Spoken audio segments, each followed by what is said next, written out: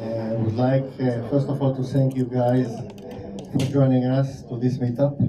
We also would like to thank our entrepreneurs who are working with us and those ones that are going to work with us. So thanks for joining us. I would like also to thank the representatives of the banks that have been investing in our group in the different funds, from Bank Leumi, that is sitting here, to Discount Bank.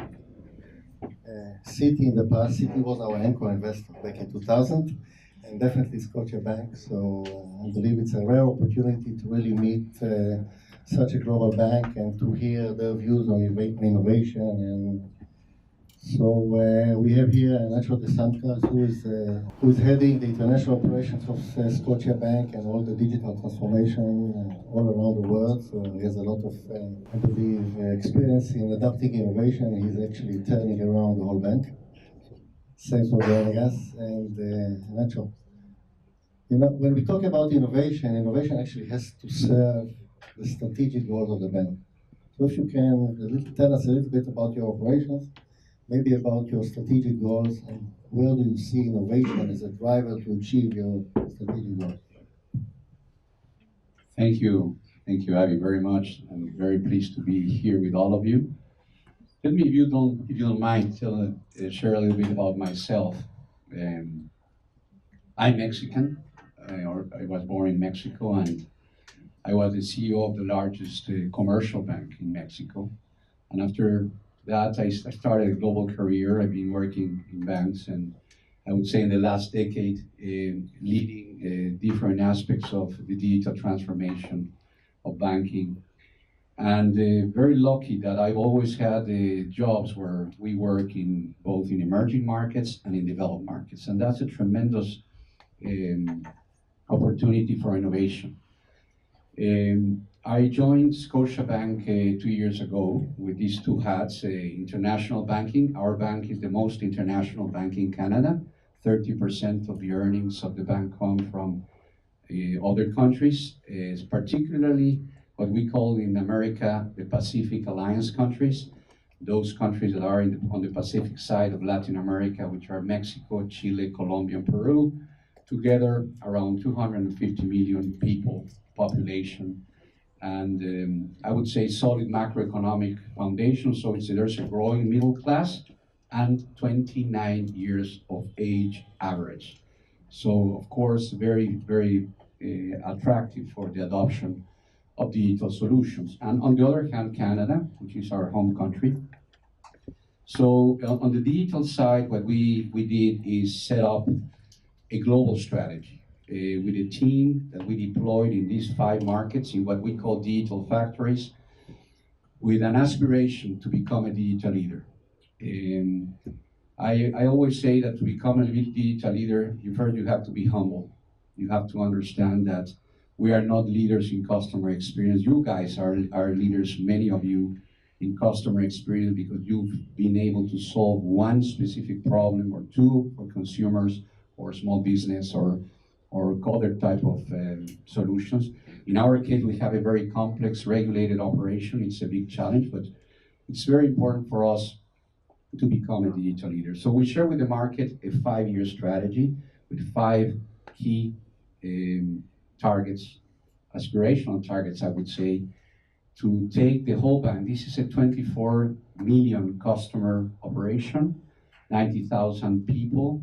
So our ambition is in 4 years, have 50% of our operation in retail be deployed digitally, 50% of sales, 70% digital adoption, 400 basis points improvement in the cost to income ratio, which is a financial impact or metric that we use, leading customer experience measured by NPS, and finally to reduce financial transactions in branch to less than 10%. The combination of these of course, implies really being able to put customer experience first and to use technology also to become operationally more efficient.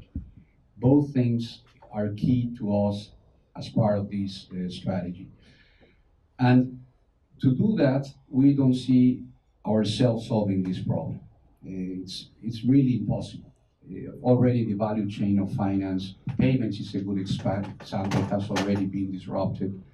It's about how we can do this better as part also of a broader ecosystem, which includes technology companies and marketing companies and fintech companies, etc. So that's why, in summary, what we do is to try to learn, to partner, to buy your services depending on what you are doing. I think the previous panel gave excellent examples of the challenge of how we can integrate and learn, but really our key, a key driver here is how we can do these proof of concepts and these partnerships better and better. And we have already some good wins that we are very proud of, but this is just the beginning. Our model, as Dubi explained, is to invest through VCs.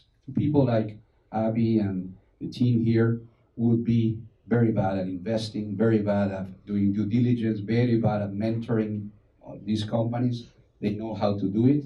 What we want is the opportunity to combine our strengths. We have a customer base, we have funding, we have the need to improve our operations, and in your case, you might also be thinking of these opportunities.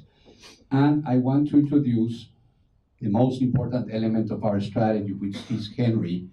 Henry, if you can stand up so everybody can see you. Henry is our executive here in Viola. So he's flying a lot from Toronto to Israel, and hopefully introducing many of you to our operations across the world.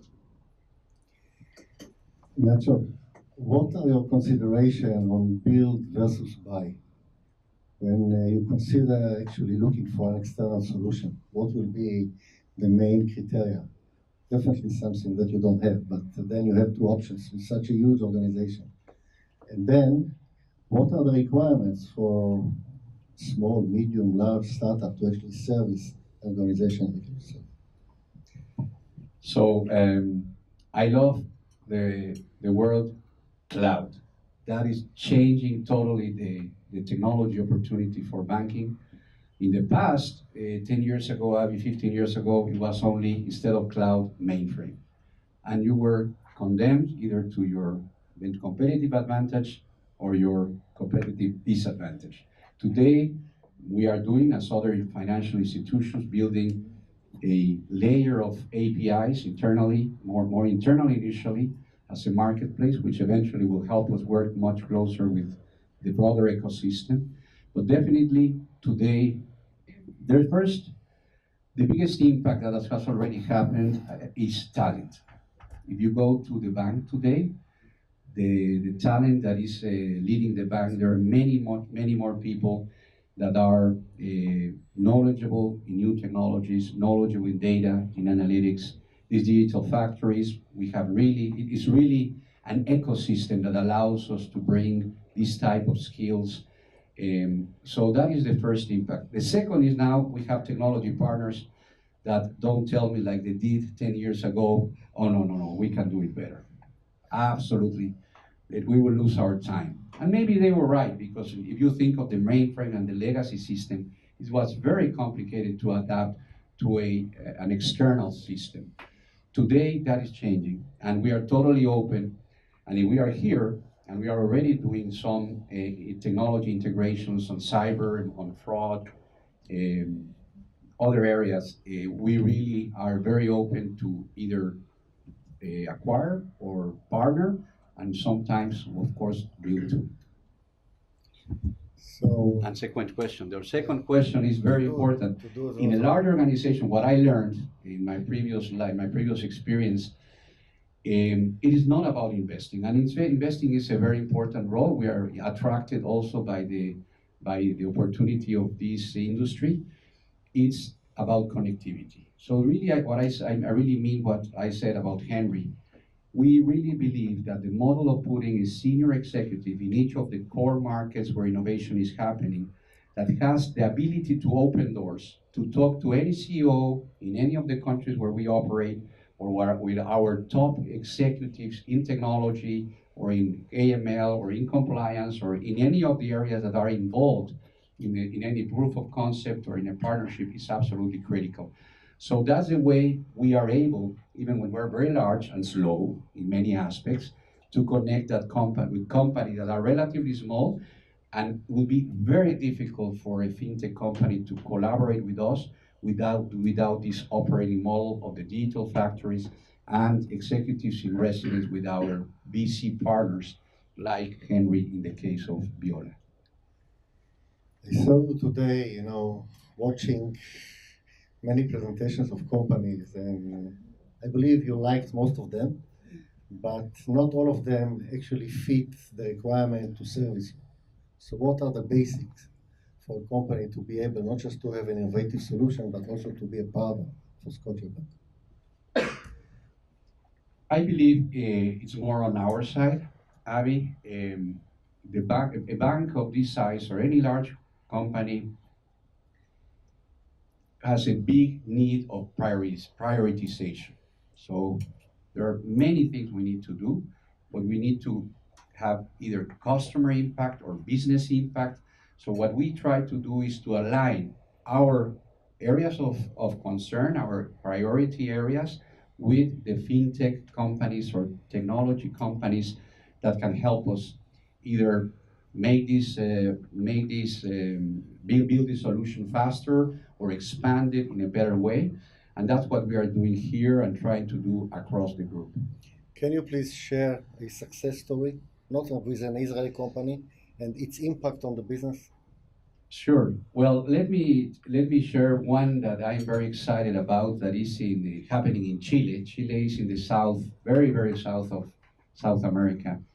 We there have a bank, and we are the operated credit card operation of the largest retailer, which is called Cencosud.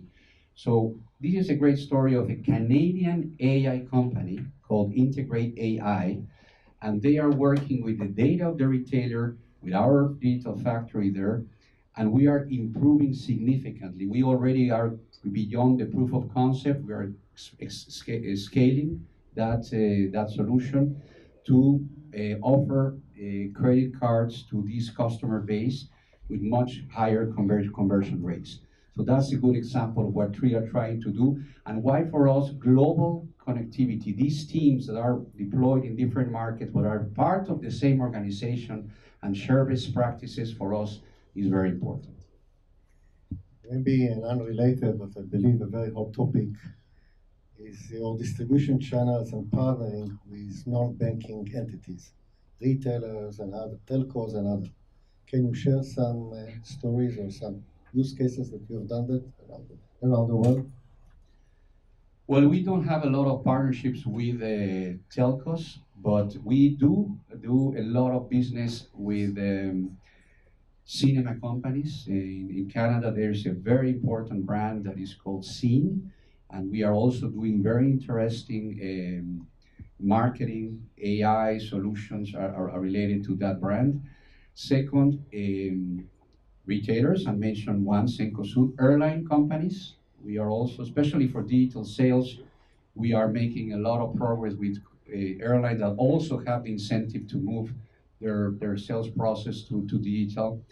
And sports, we sponsor the hockey league, we sponsor, and we are, quite frankly, we are trying to learn how to do better, leverage better these partnerships in the sports field. What about you, Avi? Let me ask you a question. What have you've also been in Toronto, and you know this market very well. What do you see are the opportunities, broadly speaking, about global banks like us and helping fintech companies grow, fintech companies from Israel grow? That's a very easy one, And there are so many areas that are your strategic goals that you've just mentioned. I believe the Israeli high-tech industry, and definitely the Israeli fintech industry, and you know that I can talk about it for a day, biased, can really offer real solutions, not just technologies, but real solutions that have been tested either with the local banks that have always been very open to innovation, but as well as have gone globally and can really serve your business goals, not just your technology goals. And opportunities from everything that you have mentioned, AI and distribution, and customer engagement, and payments, and definitely fraud, and investment management, just name it. So you've seen kind of a sample of those companies. Henry is going to see all of them in due course, but I believe the great companies here that are not, the combination of the entrepreneurial team today in Israel are not just technologies. There are many people that are coming from the industry, they understand the requirements, they understand the application, and they understand what does it take to actually build a fintech grade company. Not just to comply with regulation and compliance and whatever is needed in different applications, but also what does it take to service large, sometimes slow-moving organization like yourself, that from the moment you say it's very interesting to the moment you do proof of concept, and then you get the KPIs and you go commercial, and then, okay, you deploy, and then you have to deploy it internationally, it takes time. I believe the industry here, even though we are known to be very impatient people, we learn to be very patient when we sell to organizations like yourself, as we know that the reward of being successful actually servicing banks like yourself is actually going to be very high and also duplicate to others. And you know, you have seen some companies that are servicing banks all over the world, including yours, and I believe we have many more opportunities to actually answer your business needs. So by the end of the day, we are here to answer your business needs.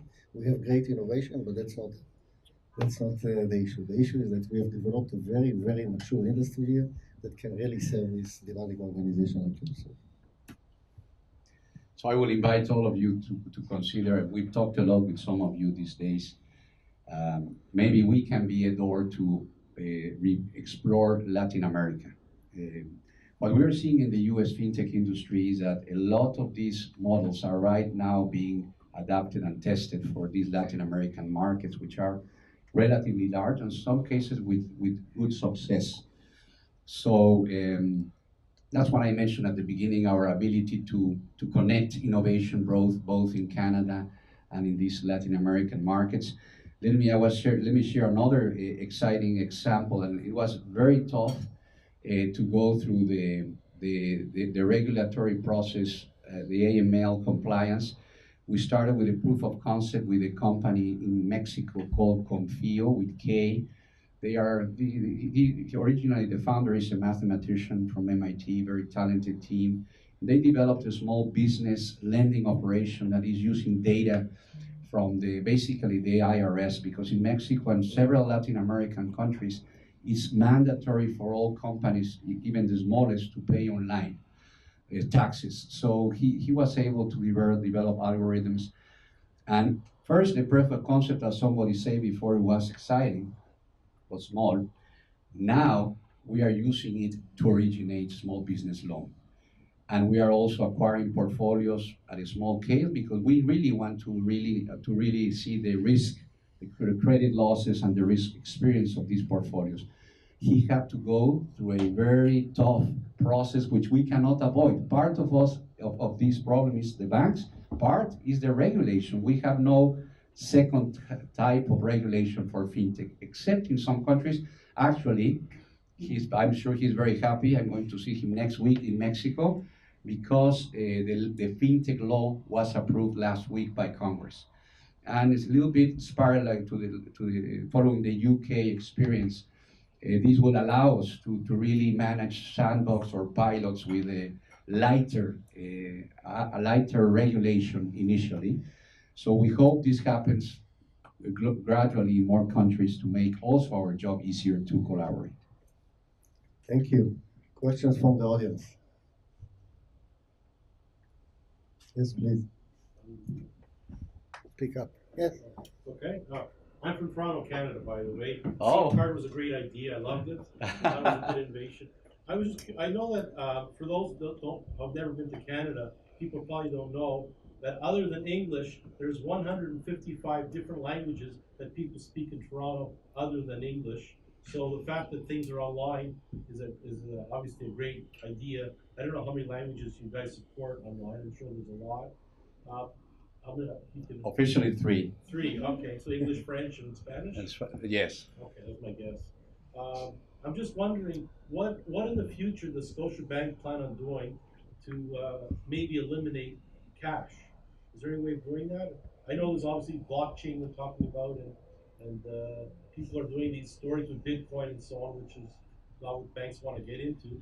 But is there any way of, I know there's credit cards and debit cards and online transfers and so on, but is there any technology or anything coming up to eliminate actually using cash?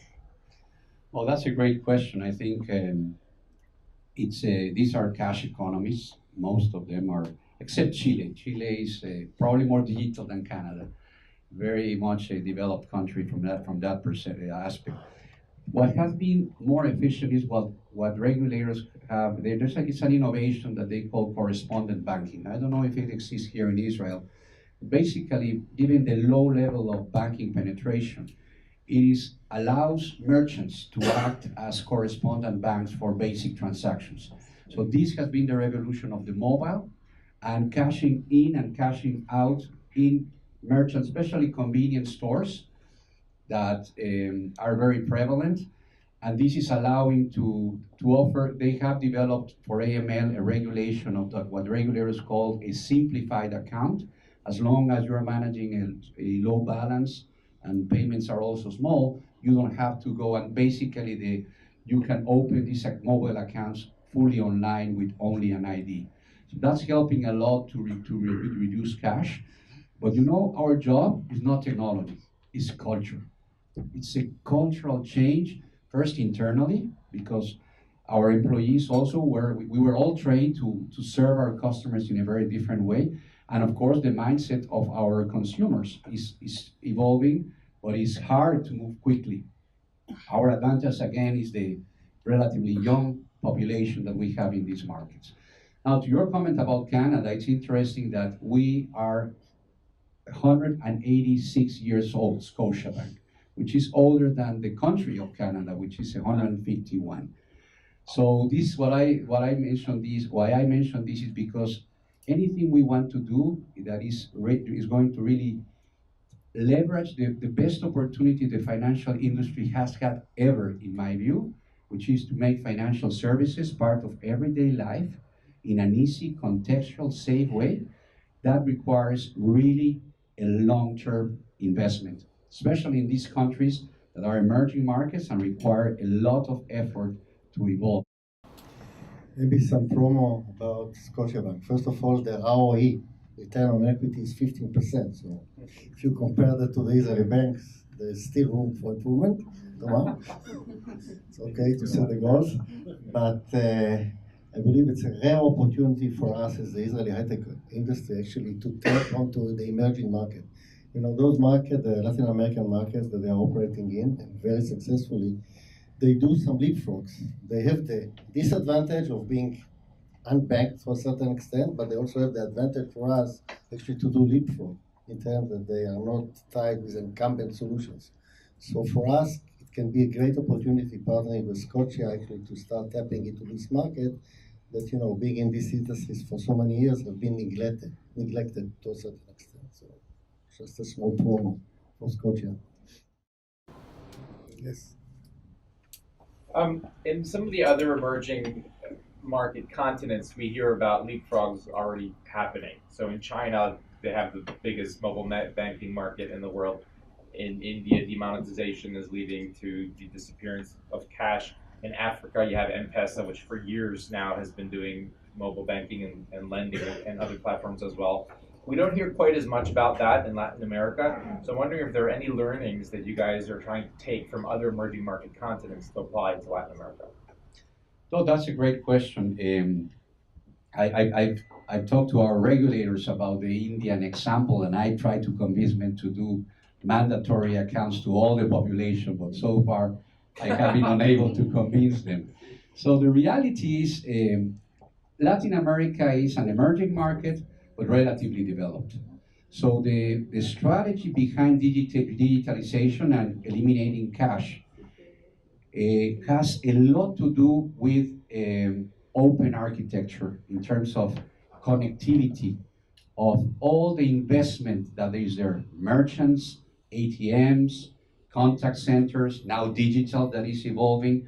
What I'm trying to say, we don't need to create from scratch like M-Pesa a mobile transaction, mobile payment, because we have the highways to do this, right? So I believe the biggest bottleneck in Latin America that is changing very fast was high-speed internet penetration. That has changed significantly. There's still a lot of room to improve, but now in urban areas, it works relatively or sufficiently well for online banking, for example. So this is changing fast, but it's culturally different. I would say we also have all, I'm sure, been to China, very different regulation that has also allowed for the development of very interesting technology companies. Maybe this will happen, but regulators always have a balance, no? Anti-money laundering, privacy, sales practices, and I think I like it. I like it in the sense that this is not, it might be done in excess, but sustainability of the model, I think is very important for our success as an industry. Okay, thank you. Thank you, Nacho, for sharing. Thank you, Avi. Yeah.